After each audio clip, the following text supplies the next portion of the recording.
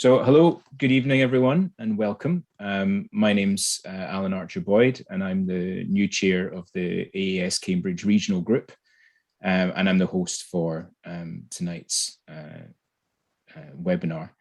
I want first to say a thank you to Neil Johnson for his work as the previous chair of the AAS Cambridge Group and current member of the group. And as you may know, Neil is now chair of the AAS UK, so congratulations to him. So blindness can result in the enhancement of some auditory abilities and the degrading of others. And in tonight's talk, Dr. Andrew Kolarik from the University of East Anglia will show us how loss of vision can lead to changes in a person's auditory abilities and present a new framework to account for enhanced or degraded auditory abilities. Andrew completed his BA and PhD in Cardiff University in 2006, and he's held postdoctoral positions at several institutions, including University of Cambridge and Anglia Ruskin University, and has recently taken up a lectureship at the University of East Anglia. And he specialises in spatial hearing, a subject very close to my heart, and the effects of sensory loss on auditory abilities. And among many other excellent papers, his review of auditory distance perception in humans is really a must-read for anyone who's interested in spatial hearing just in general. I really can't recommend it enough. So Andrew's talk will begin in a moment and it will take us up towards 8 o'clock, and he's happy to answer any questions you have, so feel free to use the Q&A button at the bottom of the screen. Following the talk, this Zoom webinar will magically become a Zoom meeting room. So you can just stay on this Zoom call and it'll become a meeting room where you can all turn your cameras on, where Andrew will be available to take more questions from the audience. So now it's my pleasure to welcome Andrew to the virtual stage. Take it away, Andrew. Great, thank you so much, Alan, for inviting me. It's a pleasure to be here to give you a chance to talk about some of the work that I've been doing over the past few years. I only recently started at the University of East Anglia. Before that, I was working in Brian Moore's lab in the University of Cambridge and in around the corner in Anglia Ruskin University in the Vision and Eye Research Institute. So it's very nice to get a chance to tell you about some of the work that we've been doing together and are still continuing to work on together. So the topic of today's talk is the changes in auditory abilities that occur following visual loss. Okay, so to give you a brief outline of how we're going to go through the talk and the research questions, first of all, we'll talk about how important vision is in terms of shaping the other senses. A good starting point for this is to think about the senses working together under the assumption that all of the information that we're getting from the various senses gets put together to give us the most accurate sense of what's out there in the world. And we'll talk about how the senses talk to each other and what occurs when you lose one of your major senses.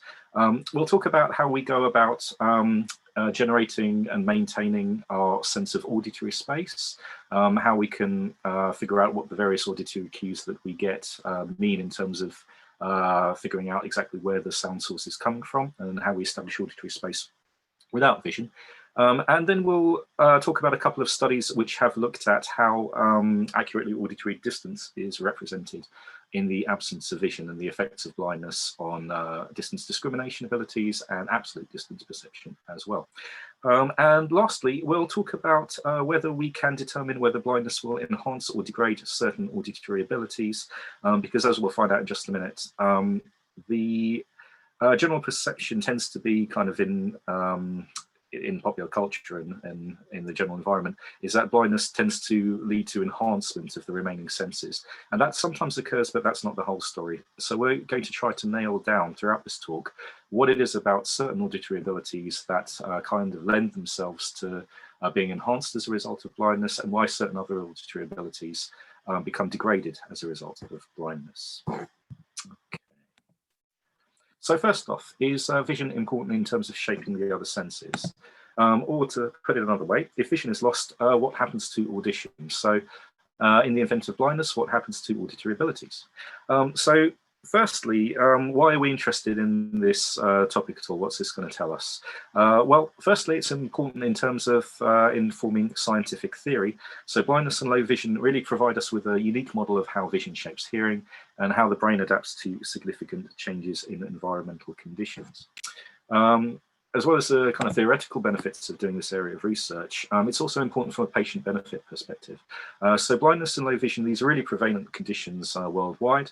In the UK alone, almost 2 million people are affected by blindness or partial visual loss. And for these individuals, hearing really plays a fundamental role in their daily lives, navigating the environment, supporting daily activities, and enjoying the world through sound.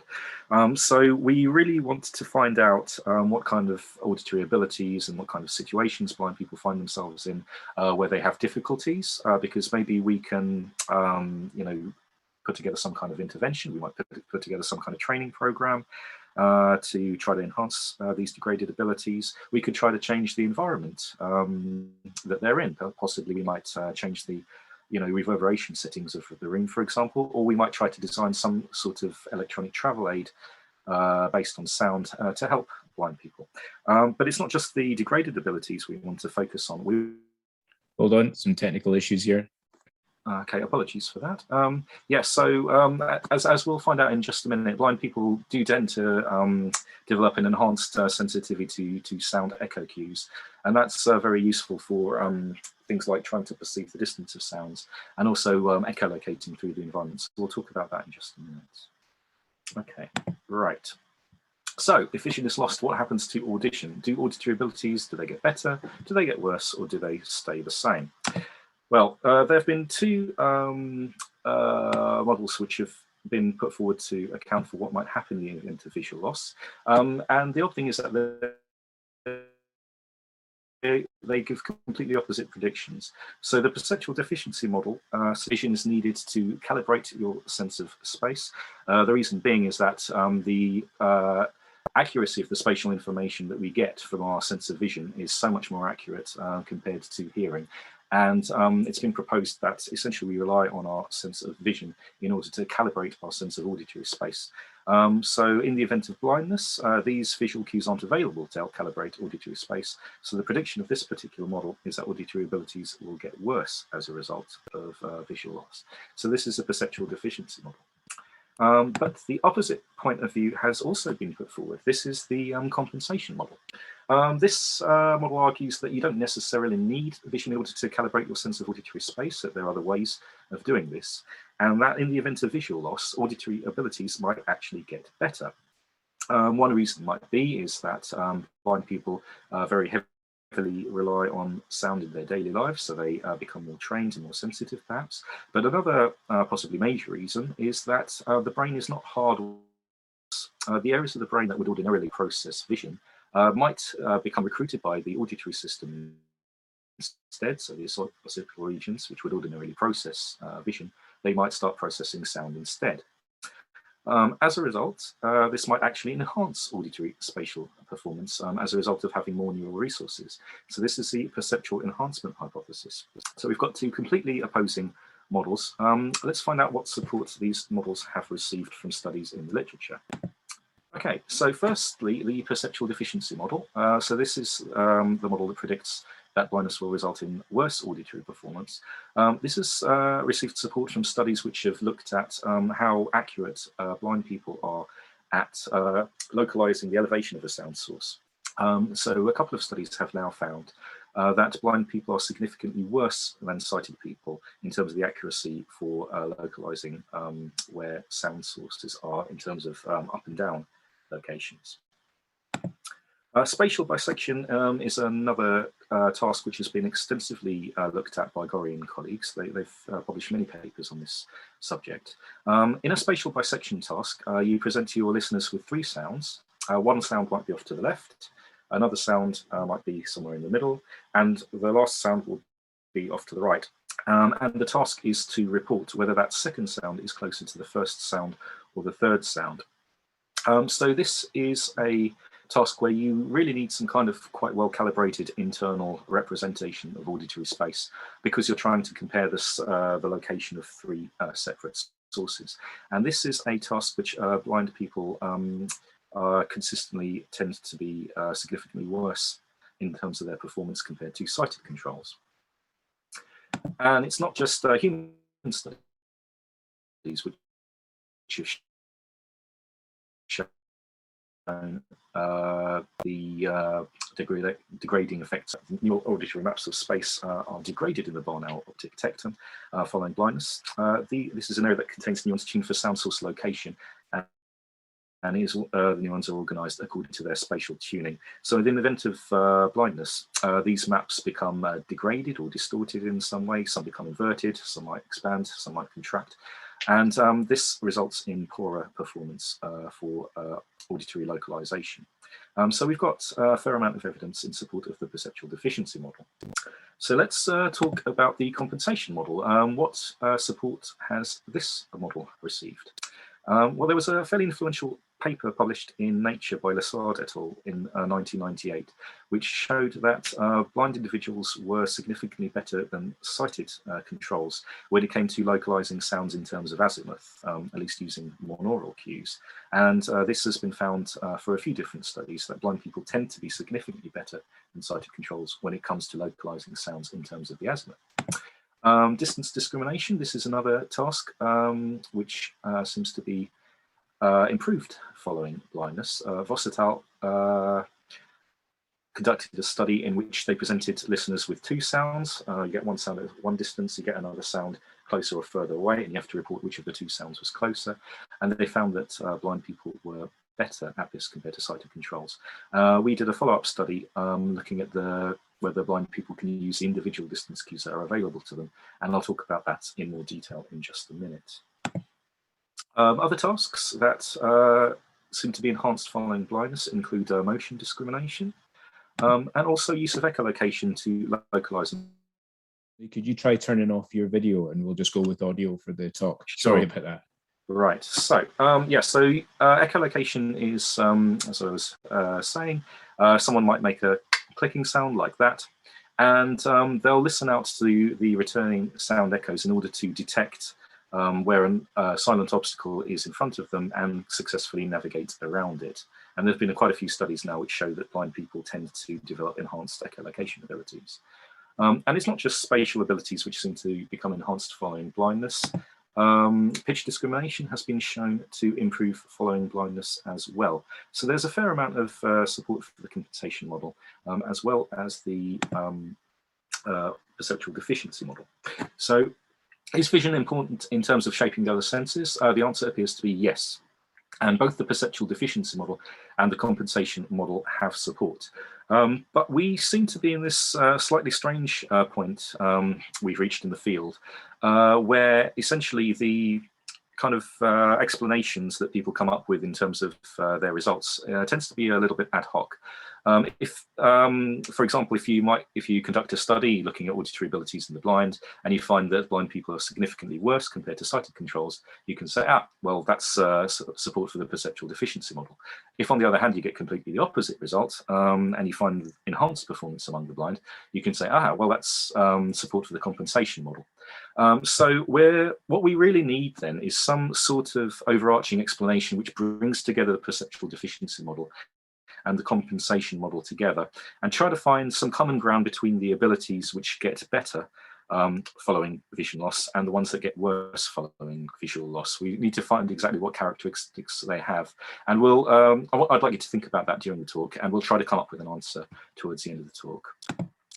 Okay, so how do we go about establishing auditory space without visual cues?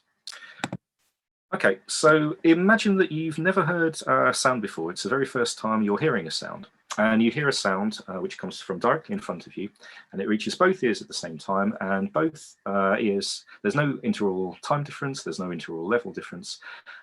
If you've never heard a sound before, how do you know that a sound which has zero interaural time difference, zero interaural level difference is coming from directly in front? How do we set up our sense of auditory space to understand what these various auditory cues that we hear actually mean in terms of the source of the sound? Well, it's been put forward, particularly by O'Regan and Noe in 2001, that in the absence of vision, what we might be able to do is use sensory motor contingencies to establish the relationships between self-motion and systematic changes in auditory stimuli. So this idea hinges on this notion that when we move about, we have control over the amount of movement that we make. And we can monitor how the sound changes systematically as we move about in the world. For example, if we rotate our head, we can monitor what the changes in interval time difference are for horizontal sound localization. And by moving about and controlling our own movements and listening to how the sound cues changes, we can set up our sense of auditory space that way. And we can also do this through touch, for example. If there are sound sources around us, we might reach out and touch the source of the sound. And so we don't necessarily need to rely on our sense of vision, accurate though it might be, in order to set up our sense of auditory space. There are other ways of doing this. And as we've seen, blind people are as good at, if not even better, compared to sighted controls when it comes to telling where sounds are coming from in terms of azimuth. So it seems this notion of setting up our sense of auditory space using sensory motor contingencies does seem to be adequate, at least for sounds in terms of their azimuth. But this doesn't seem to always be sufficient. Horizontal sound localization, as we just mentioned, is less accurate for blind listeners.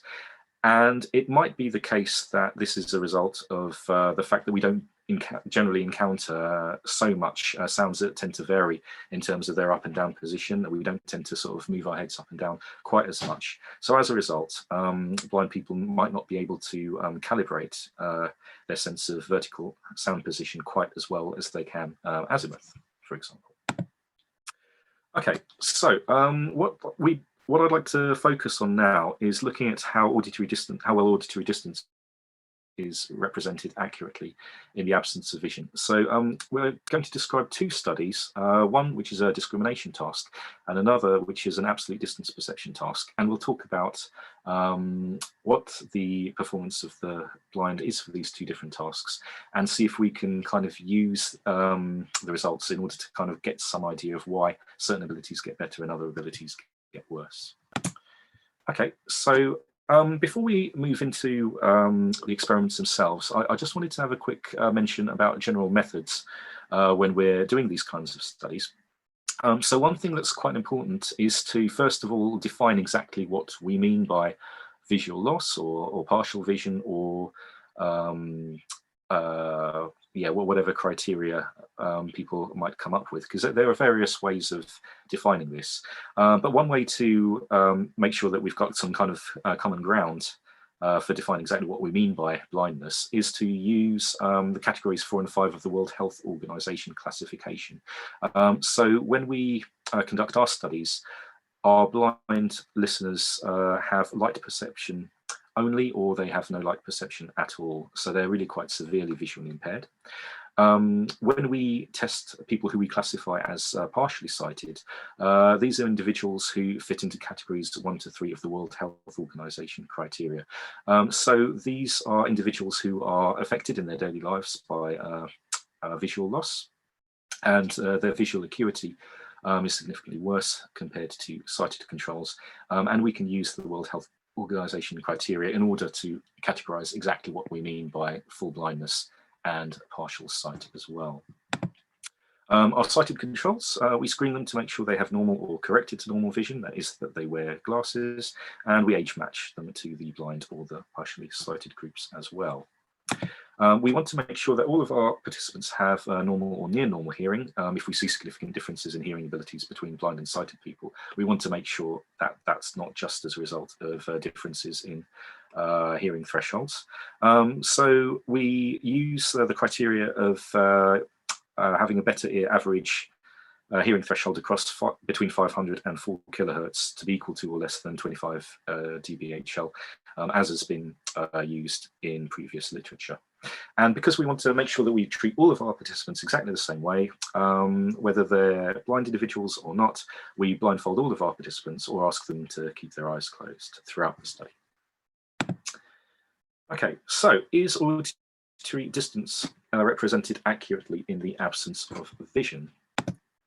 Okay, so first off, how do we figure out how far away sound is when we hear it? What cues are available to us in our daily lives to figure out how far away sounds are? Well, the primary cue that we tend to rely on is auditory level. So sounds which are lower level tend to be perceived as further away. Sounds with higher level tend to be closer. The reason why this is such a reliable cue is because as sound travels through the air, it becomes attenuated, and the overall sound level falls by 6 decibels for each doubling of the sound source distance. At least in an anechoic environment, that's what happens. The rate is slightly less in a reverberant environment.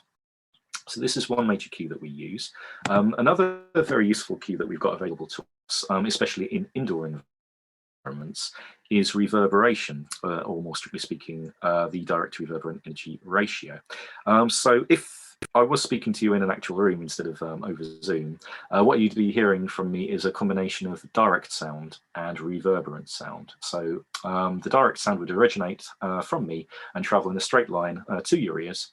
And the amount of direct sound you hear would be dependent upon how far away I am. If I was very far away from you, you'd hear less direct sound than if I was very close to you.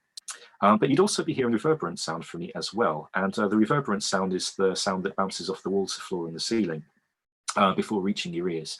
And no matter where you are within the room, you hear pretty much the same amount of reverberant sound. So what your perceptual system can do is it can figure out the direct to reverberant energy ratio, or some kind of covariant parameter, in order to use that information to figure out how far away I am. What that essentially comes down to is that if I'm quite far away from you, I tend to sound more echoing than if I'm close to you, where I'll sound less echoing. And the use of this cue is highly dependent on what kind of environment you're in. So if you've got carpet on the floor, if you've got curtains on the walls, that will absorb the sound echoes and make it more difficult to use this particular cue.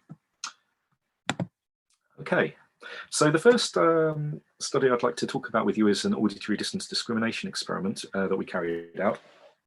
We tested different groups who were blind, partially sighted, and we also had 2 groups of age-matched sighted participants. The reason why I had 2 age-matched sighted groups was because our partially sighted group tended to be slightly older compared to our blind group. But so we made sure we had age-matched participants for both of our visually impaired groups.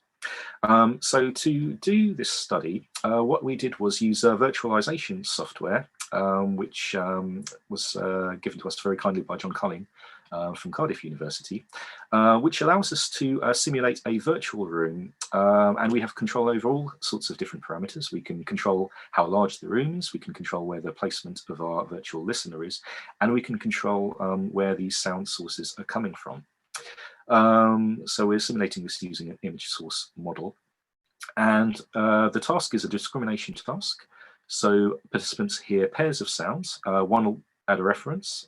The reference might be 2 meters, or the reference might be 5 meters. And they hear pairs of sounds, one at a reference and another at a comparison distance. And the comparison might be closer compared to the reference, or it might be further away. So if, for example, you hear the reference sound at 2 meters, and then you hear another sound which is closer at 1 meter, we refer to this as a 2 closer task. If the comparison is further away than the reference, for example, 2 meters, then that's what we call a 2 further task. But in any case, listeners hear pairs of sounds and they have to identify which of the 2 is the one that is closer. And because we're lucky enough to have our virtualization software, we also are able to control what kind of cues are available to our participants. So we can simulate a fairly normal room, like we'd encounter kind of in an office, where both level and direct reverberant energy ratio cues are available. Or we can make the room completely anechoic. We can remove the walls, the floor, and the ceiling, so that there are no sound reflections at all. So our participants are only left with level cues available to them to try to perform the task. And in a third condition, what we can do is we can equalize the overall level of the sounds so that participants are only left with reverberation cues in order to do the task. So in this case, they have to listen out to which of the 2 sounds is the less echoing one in order to figure out which of the 2 sounds is closer. Okay, so here are our results for our distance discrimination study. Here on the x-axis, we have the kind of task that we're asking our participants to do. So for each condition, we have 4 tasks, the 2 closer, 2 further, 5 closer, and 5 further. We have percentage correct here on the y-axis. And the left panels show performance when listeners are in a virtual room where both cues are available. The middle panel shows what happens when they've only got the level cue available to them in the anechoic room, and the equalized condition is shown on the right, where they only have reverberation cues available to them.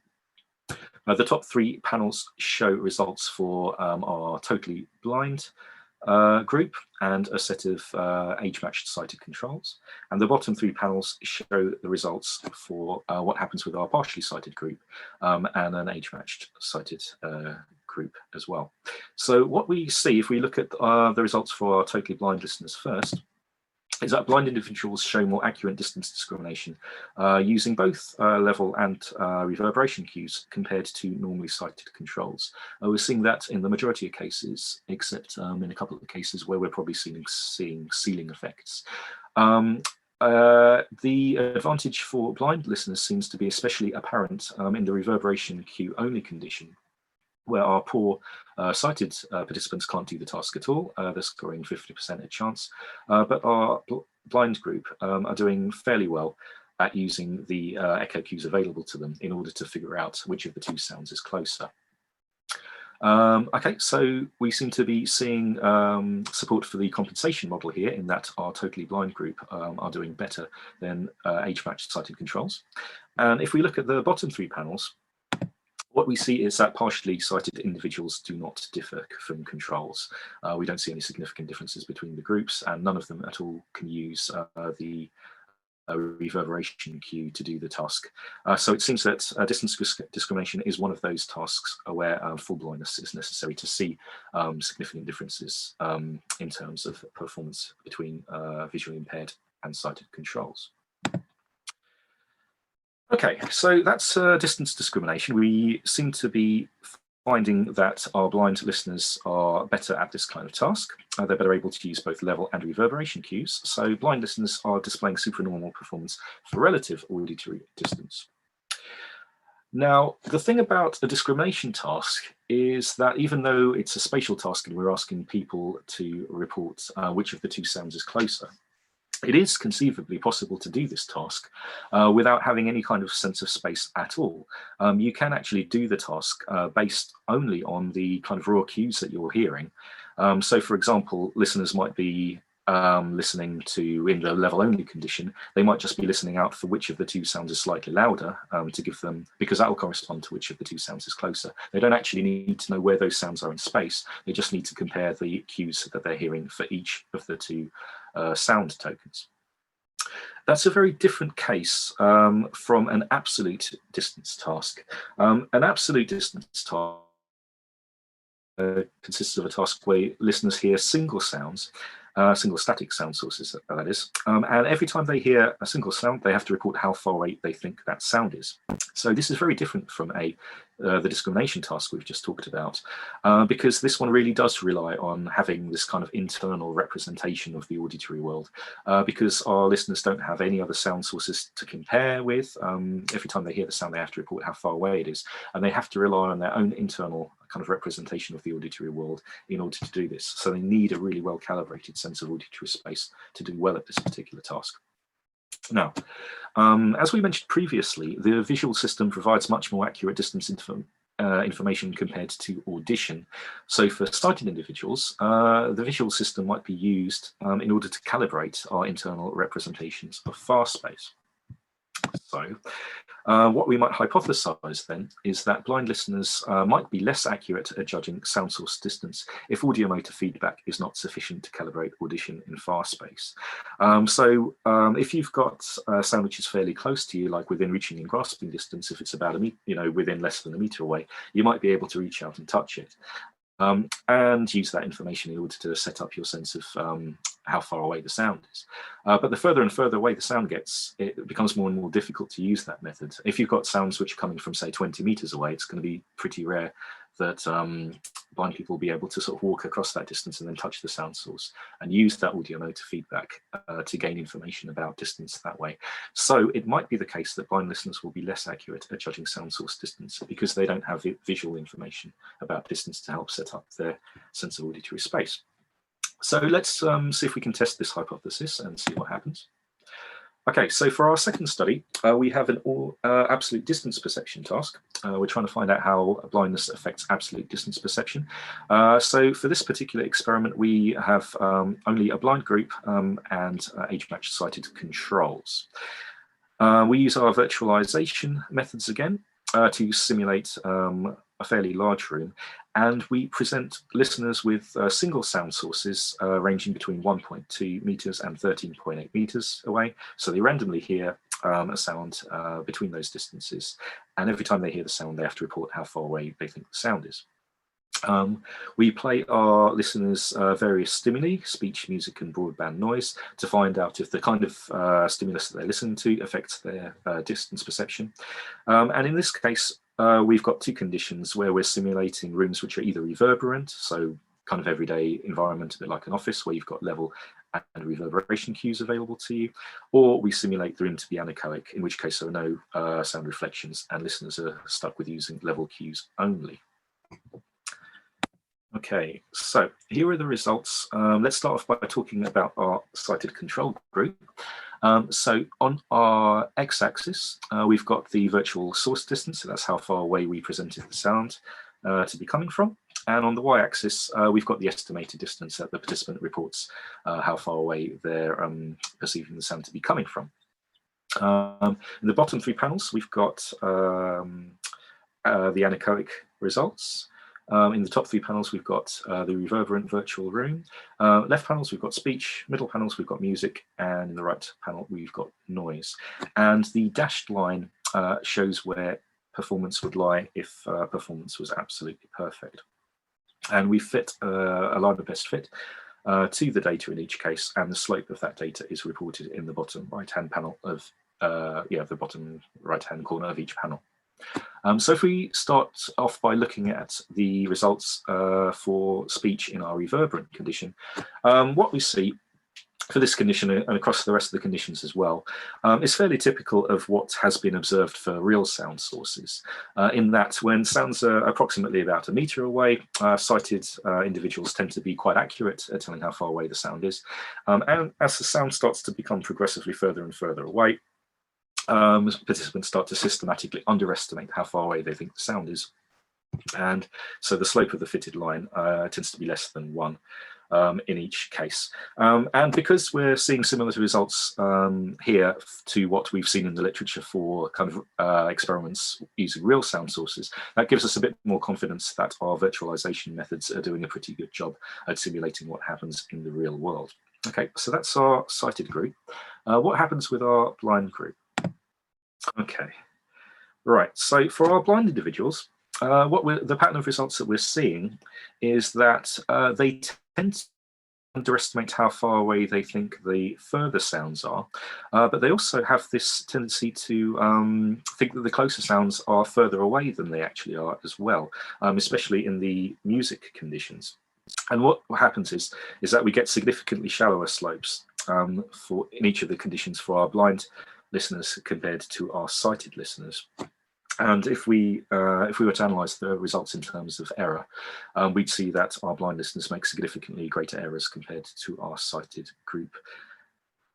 So what seems to be happening then is that it's as if the auditory world for our blind listeners is kind of compressed. The closer sounds appear to be further away than they are, and the further sounds appear to be closer than they are. So to sum up our findings then, what we're seeing then is that our distance discrimination results are supporting the perceptual enhancement hypothesis, in that blind people, when they're asked to report which of two sounds is closer, they're shown enhanced performance compared to sighted controls. But we get the opposite pattern of results when it comes to the absolute distance perception task. When listeners hear single sound sources and they have to report how far away they are, blind people are doing significantly worse at this. And this absolute distance perception results are supporting the perceptual deficiency model. Okay, so how do we kind of marry the two findings together?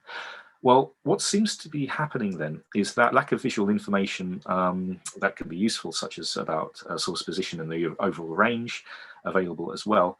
This, for our blind individuals, seems to be preventing accurate calibration of auditory space. So what seems to be happening then is if cross-modal cortical reorganization is taking place, it'll do so within a compressed representation of auditory space.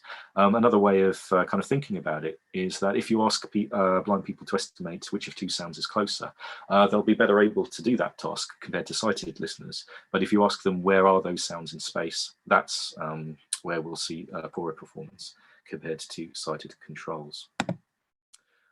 So again, to make the point again, auditory spatial representations of the world for blind listeners appear to be compressed compared to those for normally sighted controls. The far sounds appear closer, the closer sounds appear to be further away. Okay, so now that we've seen evidence from our studies that certain auditory abilities become better for blind as a result of blindness, other abilities become worse. Can we try to determine whether blindness will enhance or degrade certain auditory abilities? Can we put together the perceptual enhancement and degradation models? So both the perceptual deficiency and the perceptual enhancement hypotheses have support. So what general characteristics do we see for tasks that seem to be degraded as a result of blindness?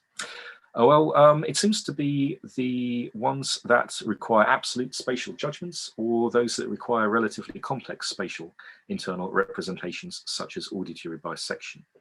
Okay, so what seems to be kind of a common factor in these results where we see worse performance for the blind is that they tend to rely on, they tend to make the listener rely on a very well calibrated internal map of the auditory world. So for absolute distance or spatial bisection, where you're trying to compare the location of various sound sources, these are the tasks where you really need a accurately calibrated sense of auditory space. And this is where the visual signal, because it's so much more accurate than our auditory signal, might really come in handy in terms of trying to generate and maintain that sense of auditory space. And this is probably why we're seeing poorer performance for our blind individuals. But what about the tasks where we're seeing better performance by the blind compared to the sighted? Well, common factors seem to be that abilities requiring spatial discrimination, so that's comparison of very small distance differences between auditory stimuli or cues, as well as those requiring processing of sound echoes, become enhanced following visual loss. We also tend to see that non-spatial abilities such as musical abilities are also often enhanced. So the ones that become enhanced seem to be the ones that don't seem to really rely on this kind of well-calibrated internal representation of the auditory world. If the task can be performed by comparing the kind of raw cues that people are hearing within the sounds, or if vision doesn't necessarily play a role in the task at all, such as musical abilities, pitch discrimination, these are the ones where these are the sorts of tasks that we're seeing that become enhanced among blind individuals. Okay, so based on this, what we've tried to do with Brian Moore and Shahina Pardhan is put together a framework to account for the effects of visual loss on human auditory abilities. So we have 9 kind of very general principles which we think can explain and also predict whether auditory abilities will get better or worse. I'm not going to go through all of them, but I will talk about the ones which are relevant to our auditory distance discrimination study and absolute distance perception study as well. So for distance discrimination, we see principles 1, 2, and 4 seem to be operating. So the first principle is that of complexity. It's this notion that the task has to be reasonably complex in order to see any kind of differences between visually impaired and sighted individuals. We don't see differences for very basic tasks, such as the ability to detect single sounds in quiet, for example. The task needs to be a little bit more complex than that. But principle 2, discrimination, the ability to discriminate is improved by blindness. Seems to be operating. And also number 4, identifying the direction of monotonic change. So we might predict that enhancement of performance will occur when the auditory cues involve change monotonically with the variable that is to be judged. So if we're trying to judge distance, for example, we've got the systematic decrease in sound level, or the increase in reverberation that occurs as sounds become further and further away. Okay, so that's support for our distance discrimination experiment. What about our absolute distance judgment task? Well, Again, the principle of complexity seems to be playing a role here, but principle 6 seems to be operating for our absolute distance judgment task. Calibration requiring visual cues. Blindness results in degraded performance when lack of requisite visual calibration information leads to a less precise mapping of auditory cues to the quantity, in this case distance, to be judged. So this principle 6, this is the one which comes down to the kind of benefits that vision can have in terms of setting up a kind of well-calibrated internal map of the auditory world that can be really, really useful for trying to do these sorts of spatial tasks. Okay. So there's still an awful lot of work that needs to be done in this particular area. Further exploration is needed, especially regarding changes in auditory abilities for late onset blind people. The majority of studies to date have focused on early onset blindness, such as congenital blindness or losing people who've lost their vision within the age of 5 years. And this ties in with this notion that there might be some kind of critical period where the brain reorganizes itself. You know, the visual areas of the brain get recruited by the auditory system. But we want to find out what happens with late onset blind people. Can they also develop enhanced abilities, scope for neuroplasticity after this critical period? And this is something that hasn't been looked at in detail yet in the literature. We also want to find out what the effect of training is, audiomotor orientation and mobility training. So we've seen that auditory deficits occur for some certain tasks for blind people. Can they be overcome through extensive training? Can we bring them up to you know, what would be expected among sighted individuals, for example? We also need to find out more about how the brain adapts to dual loss of vision and hearing, and the effects of aging as well. I've talked to some of my blind participants about this, and they're very concerned about what happens as they get older. I mean, something that very commonly occurs is that the high frequencies tend to drop out, become worse as a result of aging, and high frequencies seem to be kind of important for things like echolocation and performing tasks like that. So we want to find out whether blind people, as they get older, if they still demonstrate these enhanced abilities. And lastly, it's very important to find out what happens in more naturalistic environments where there's background noise and multiple sound sources. The vast majority of these sort of lab-based studies have occurred in nice quiet labs where we've got very controlled, quiet conditions, and, you know, 1 or 2 sounds at most.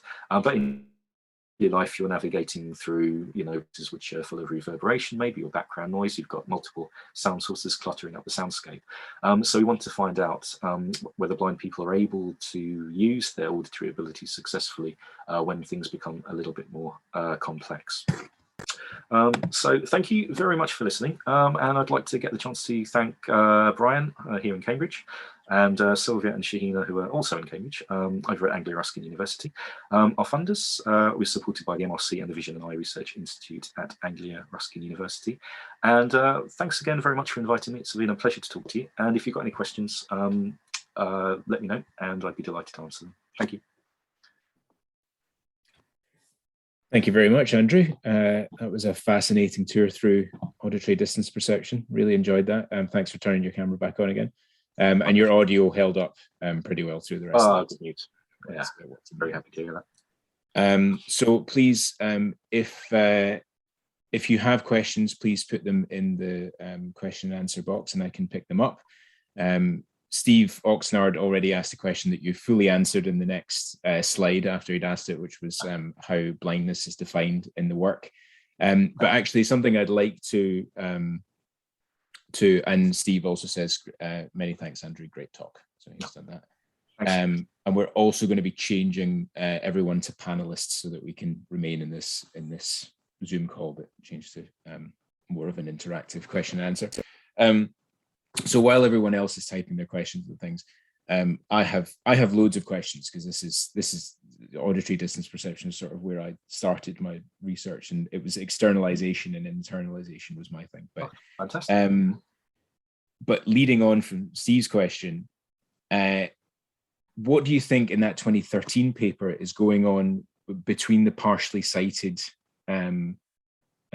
participants and the blind participants? So do you think it's a binary change that if you have any visual input whatsoever, you're really not that good at using the direct to reverberant ratio cue, and then as soon as you're blind, that's it, you can use it? Yeah, this is a really interesting question, which we tried to answer in a paper which I think came out last year. So we were very interested in the kind of the effects of the severity of visual loss, and if the kind of changes in auditory ability are proportional or systematic.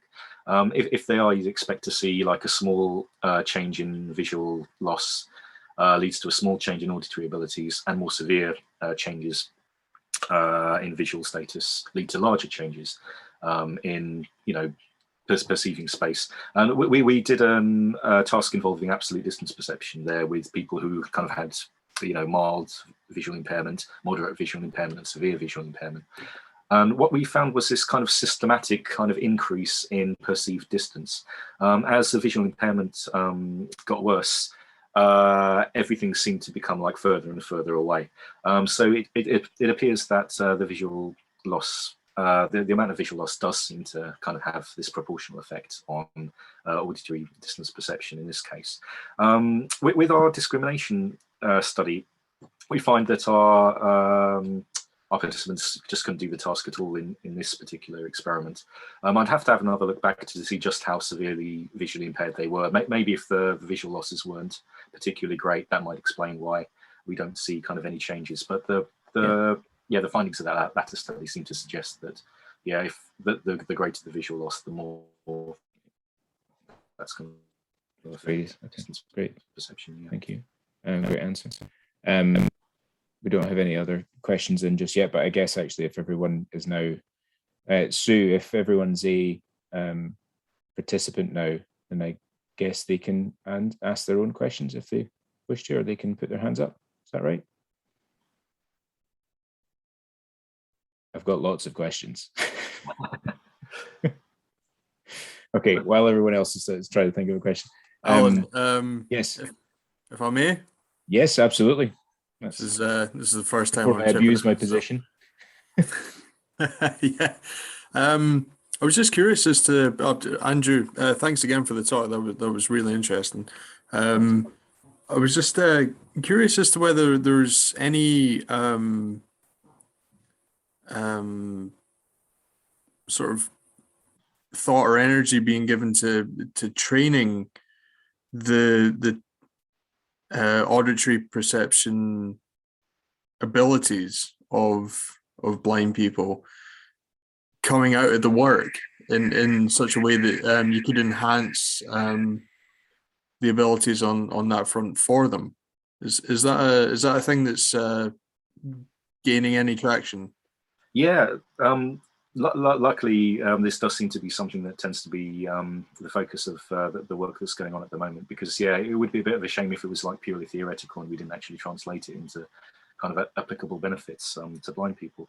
So Monica Gori's group really kind of taking quite a lead in this, especially with children who are visually impaired. They've developed a device which is kind of like a wearable device around the wrist, for example. And the idea is that it's taking advantage of this notion of kind of audiomotor feedback to set up your sense of auditory space. So if you're wearing something which is constantly making a fairly pleasant sound, I think it's like kind of water running along or something like that. And as the children move about as they play, they can listen to how the sound changes in relation to their own movements and use this to kind of help set up and calibrate their sense of auditory space. And what Gori's group have demonstrated is that using this kind of device, that helps to overcome the deficits for spatial bisection that we've seen in their previous studies. So yeah, that seems to be one method of kind of training up people to use the available cues. Very nicely using this notion that people can use their own position of their bodies. And listening to how the sound changes in relation to that, to kind of overcome these deficits. Yeah, that's amazing. Thank you. You're welcome. And also, everyone, feel free to turn your cameras on if you wish to, so we're not just looking at some text of people's names. I actually have no camera on this device. Oh, okay. So count me out. Well, I do apologize. We both know what you look like. While some other people are thinking of their questions, I have a couple other ones. So I wanted to ask about this concept that Zohorik talked about in the previous paper to your review paper, and I think you mentioned as well, which is the concept of an auditory, a sort of auditory horizon, right? So there's a point at which all things are just equally far away, and you don't really get any more information going on there. So you can judge distance out to a certain point and then it stops, and everything's just very far away. And in that second study, you showed that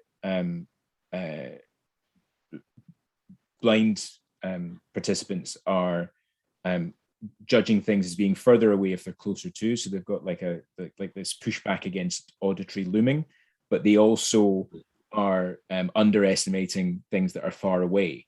But they were still estimating them as increasing and getting further away. So what do you think, or do you have evidence of what happens to blind listeners' auditory horizons? Are they closer, or does it just keep going but at a slower rate? Yeah, that's an interesting question. Well, I haven't actually seen any kind of convincing evidence for the existence of that auditory horizon. I mean, it's been talked about and postulated by various researchers. And what would be really nice is if someone could actually come up with some data where we see that just past a certain distance, everything just starts to just level off. And instead of seeing that gradual increase, underestimated though it might be, we might just see this kind of plateau. And that would be really nice. But yeah, what your suggestion is for looking at what happens with blind people in terms of that auditory horizon is a really interesting question that I hadn't considered before. I mean, if they do have difficulties in terms of calibrating their auditory representations of fast space, we might predict that maybe they'll hit that kind of horizon earlier compared to sighted people. But if they're more sensitive to the kind of the changes in the cues that are out there, maybe we'll see some kind of continuation of the of that kind of slope before we see the plateau compared to sighted people. So yeah, that's a really interesting question that I'd really quite like to steal, if that's okay. Yeah, absolutely. It might to try to see if we can use our sympathy people to investigate that in a bit more depth. Yeah, but that's really interesting to me that it's in the Zohorik paper and it's talked about, but it's actually more of a theoretical thing rather than something that's actually been found. We just didn't have a big enough even virtual room to actually get to that point. Or you need a nice big cloud field or something like that where you can have your speakers kind of going off into the distance. It's really kind of frustrating sometimes when you read it. Just to get rid of all your reverberation cues completely. I mean, it tends to get talked about, this notion of an auditory horizon, as if it's been demonstrated and as if it's kind of like a there's data to support it, but I haven't actually seen any data for it. So it'd be nice just if there was one study which demonstrated it, and we could use that support for it. I assumed that must be there, but there we go. Okay, so I've learned that as well today. So Comer Klein had his hand up. And yes. Hi. Thanks again for your very interesting talk. I was just wondering about the sounds you presented. You mentioned speech, music, and noise, and I understood it was continuous noise. If not, please correct me. But what I was wondering, why did you ever try to use or were interested in using sound events like something hitting, or clicks like the blind people actually use for orienting themselves, like? I mean, we have a totally different, what I understood is we have a totally different mechanism in our hearing system to work with continuous sounds and aperiodic sounds. Did you use any aperiodic sounds? No, we didn't. I've got a PhD student who's looking into this in a little bit more depth at the moment. She's using like a kind of bicycle bell, kind of like a warning sound, in a looming study to find out how well people are able to, perceive the distance of static and moving sounds, which have that more kind of episodic aspect to it that you're mentioning. The noise that we used was a burst of 90 millisecond broadband noise, because we wanted to see if we could replicate what Vossatol had in their study, because they use that kind of stimulus. But yeah, it would be very, very interesting indeed to find out what happens when you have the sounds that blind people are using in their daily lives for that kind of self-generated clicking sound that you mentioned.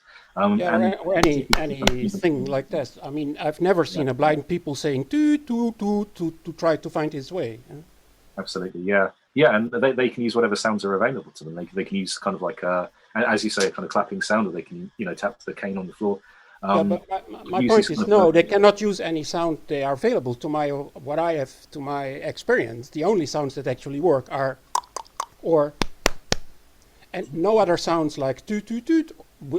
They don't work for them. So Okay. I was wondering if this is would have been interesting in your study to use those kind of signs to see if blind people can actually discriminate distance and space using those sounds better than seeing people. Yeah. If they were able to use sounds which I guess they had kind of more control over, like the production level, for example, something like that, then they might have a kind of more accurate sense of what the distance is, because this use of the level cue, we've got this issue that you don't know how loud the sound, or so what the level of the sound is at the source. If you hear a quiet sound, maybe it's just a sound which is actually quite close to us, which just happens to be quite quiet. So yeah, having some kind of control over, how just what the production level of the sound is at the source might actually give people more of an accurate sense of distance.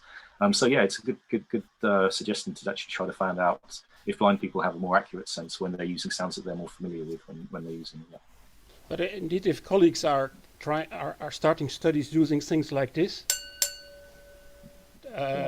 that would be nice. Yeah, that would be excellent. Yeah, as I say, my PhD students just put together a study using sounds which are very similar to what you just played with that bell. So yeah, it'll be interesting to find out, especially this notion of kind of margin of error, because we're very interested in how people use this sense of distance in order to set up their kind of sense of personal space of where something's kind of dangerous, because if something's if they're perceiving the closer sounds to be further away than they are, then they might think that they've got more time to maybe kind of make a movement to avoid a collision than they actually do, and that kind of puts them at risks of like collisions and things like falls like that.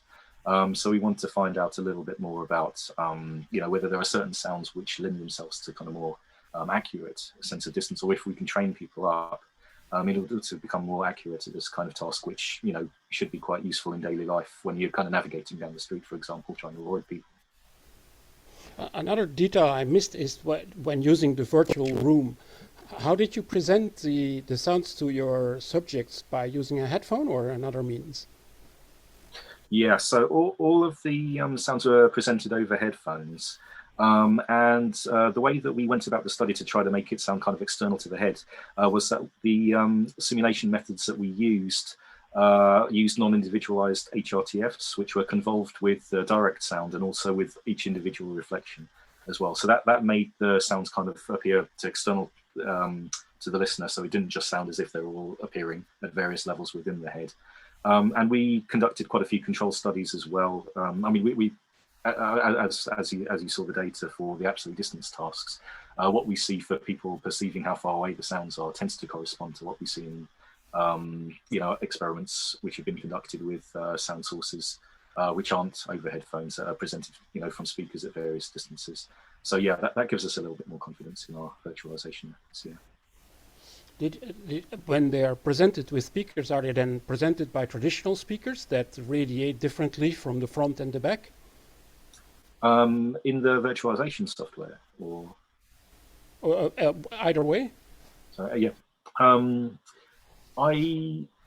I'd have to look back at the studies to find out what exactly what the setup is, but I think it's you have your traditional kind of speaker setup where the speaker is facing the listener and the sound is approaching them as if it was just like someone talking to them from directly in front. Yeah.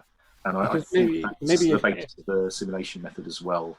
That you've got a point source which radiates sound towards the if it might be of interest for you, In our experiments, we found that the determination of distance and perception of space became more accurate when we used loudspeakers that were omnidirectional point sources that emit all sound from the same spot and emit the same way in all directions, like the actual glass does, which I just played with my spoon.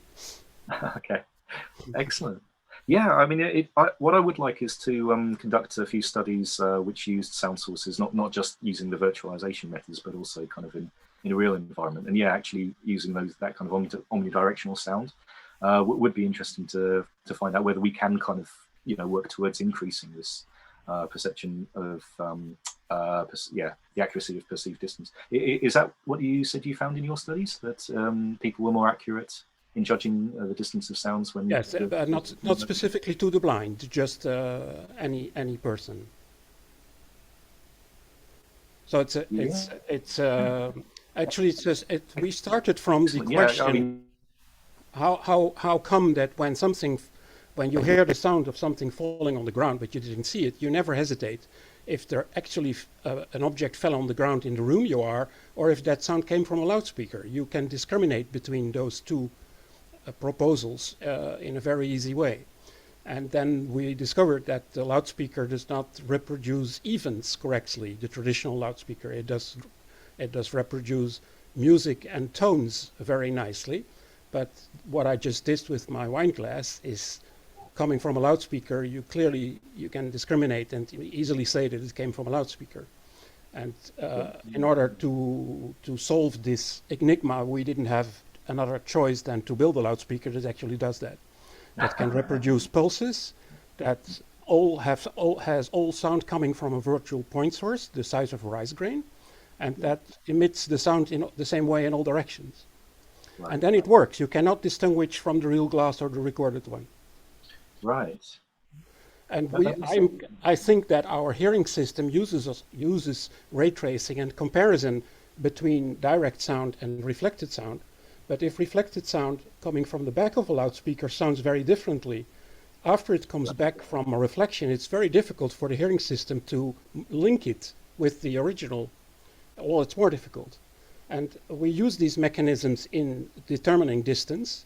So I would expect that for a blind person, having a source coming either from one of these experimental loudspeakers or coming from a real bell or a real glass with a spoon, might change the results eventually. I don't know, but I would be intrigued by knowing if it does. Yeah, I'd be really interested to find that out. If you had a chance to publish this, please do send the paper my way. I'd be delighted to read it and see whether our blind people would be able to kind of use maybe their kind of enhanced sensitivity to these various cues, especially the sound echoes, in order to see if they can discriminate. So thanks, Comer. We might actually have the answer in the chat from. Got some delay. We might have the answer in the chat. Sorry to interrupt you. I thought you were done there, but we've got some delay on. Because Steve Oxnard said that in the image source model, the sound source is omnidirectional, so it is an omnidirectional point source. So those results would correlate with the results that Comer was talking about. So that's interesting. And Steve has another. And also Steve says if the speakers were used in an anechoic environment. Yeah, okay. So Steve has another question about the virtualization, which is that if an obstacle is present in the virtualization, would the image source model still suffice? So if you put, I don't know, it's always a bollard with echolocation, it always seems to be a bollard that people are avoiding, or a wall or something like that. So if you had the image source model, would it be able to react realistically to having that bollard there? I think it would, but you'd end up with kind of a complicated room, right? It would be a box within a box. Yeah, I'm not sure whether the software that we've got has the capability of actually setting up, obstacles within the room. I mean, conceivably, there must be code within there where you can actually set up, an extra, as you say, kind of almost room within a room, but at least like a small set of surfaces where the sound reflections are being modeled to be bouncing around the room appropriately.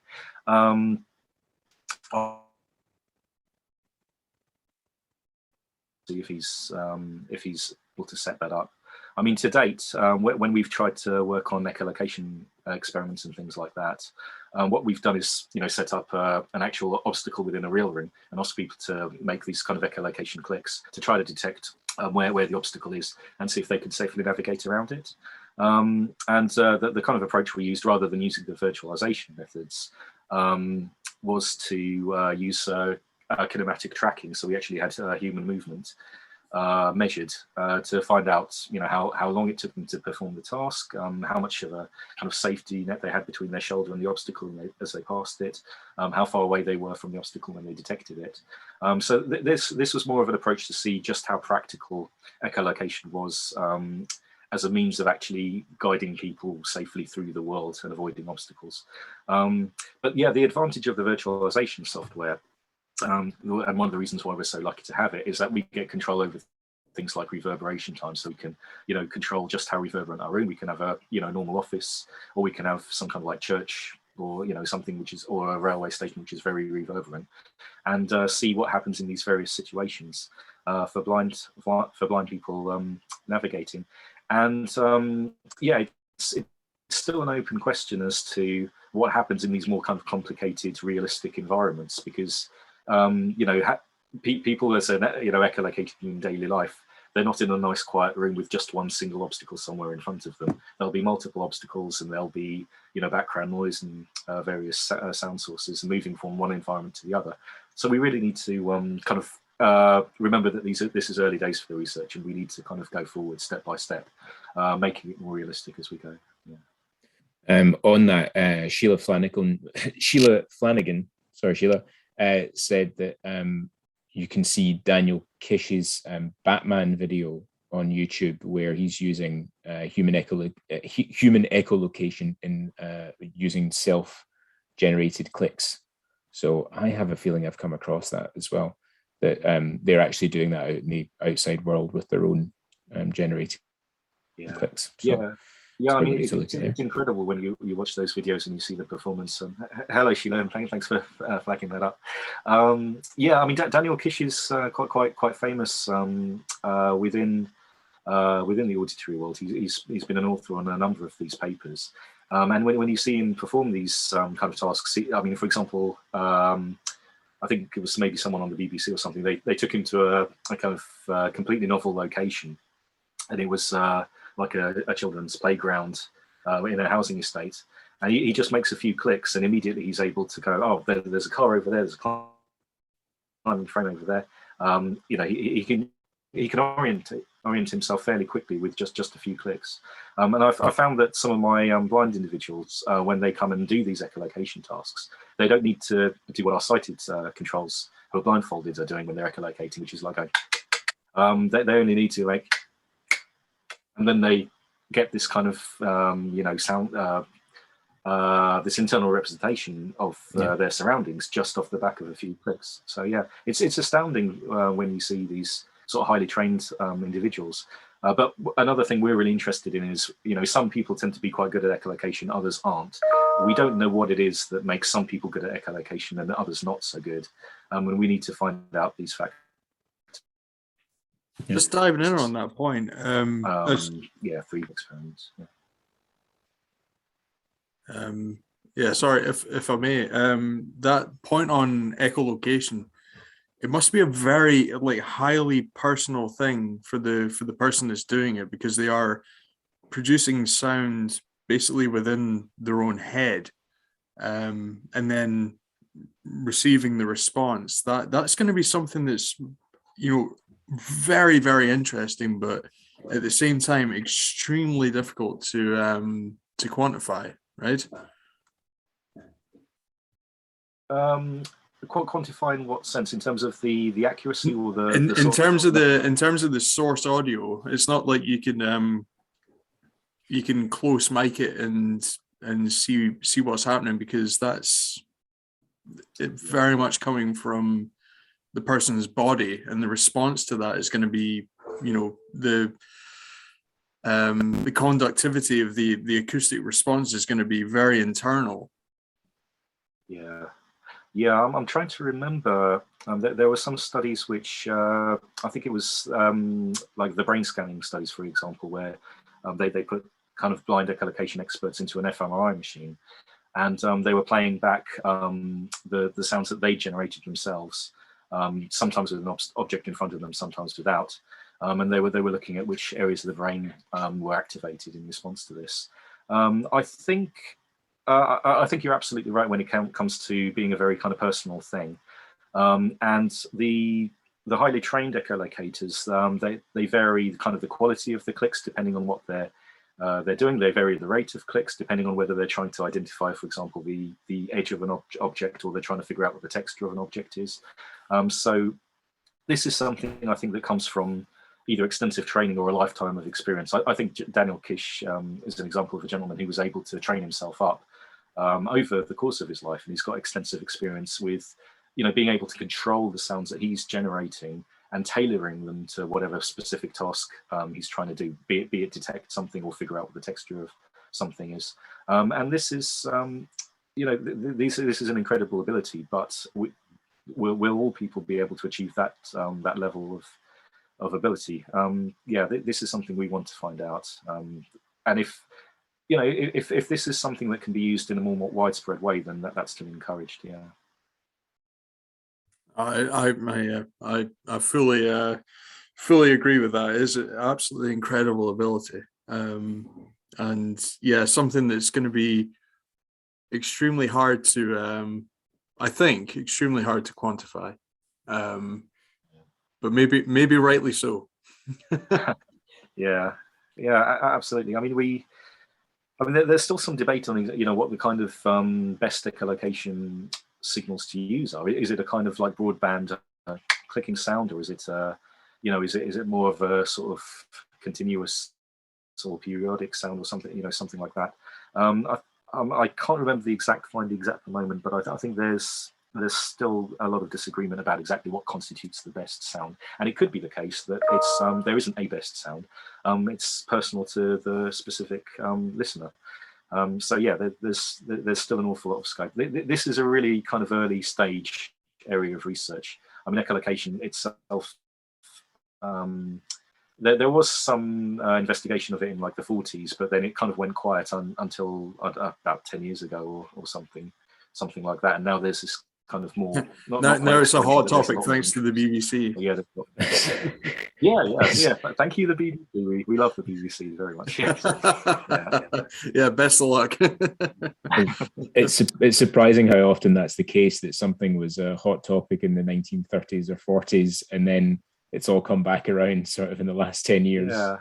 I know spatial hearing, has suddenly become very, very important to, the company formerly known as Facebook and stuff like that. So yes. That's interesting. So if there aren't any other questions, I will slightly abuse my position here and ask one more question of you before we wrap up, which is coming back to the auditory distance perception. Is there any work being done or planned to be done looking at the contribution of vestibular cues and basically the self-motion stuff that you were talking about to auditory distance perception, so that if you're moving your head or if you're moving through a space, are you better at judging auditory distance? This is something that needs a little bit more looking at. We don't have plans to look at this just yet. I'm not aware of any other labs which are looking at this. They might be. They might just not bother telling me about it. But it's possible that Monica Gori's lab, especially, where they're really interested in this vestibular aspect of the kind of self movement and how the sound changes depending on how you're controlling it. This might be something that they're interested in. I know that Owen Brimajoin looked at auditory parallax. So if you're moving back and forth like that, are you better? Can you tell whether a sound is in front or behind another sound? And I think we were really bad at that, but I don't think he ever got around to publishing it. Okay. Yeah, I mean, I haven't I haven't read that paper by him, but I know he's done some work in terms of the motion of sounds. And, Yeah. you know, there are systematic distortions in our perceptions of where sounds are, like some areas are expanded, some others are contracted, and that's a really quite interesting area, especially when you're trying to reproduce, reproduce sounds virtually. I mean, my understanding is that Owen Brumajon, he's now working for the company formerly known as Facebook. Yes. And they are very interested in using that kind of work in order to reproduce a human being over a headset right in front of you, which has not only the visual cues of someone who is standing there, but also the auditory cues, which is a really major challenge, especially if you're using things like non-individualized HRTFs. In order to gain a real kind of accurate sense of exactly where they are. So it's a really challenging area to kind of really do a good job of simulating auditory distance.